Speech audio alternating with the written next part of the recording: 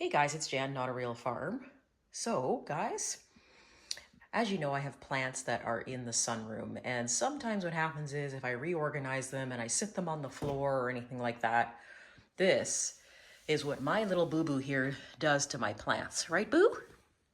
Yeah, good girl.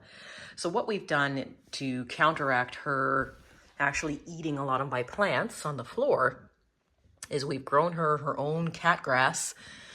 And then what happens is she actually goes ahead and she chomps on the cat grass, right, girl?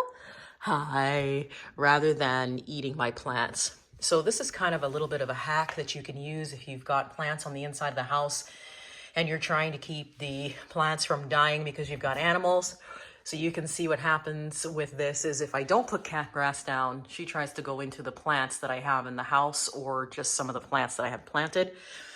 But if you grow a little bit of either cat grass or you even have birdseed hanging around the house, you can actually sprout the birdseed, chuck it in a cup, and then it will grow out these sprouts of grass or little plants for them, and they'll actually go after the cup or the planter of grass as opposed to eating your plants.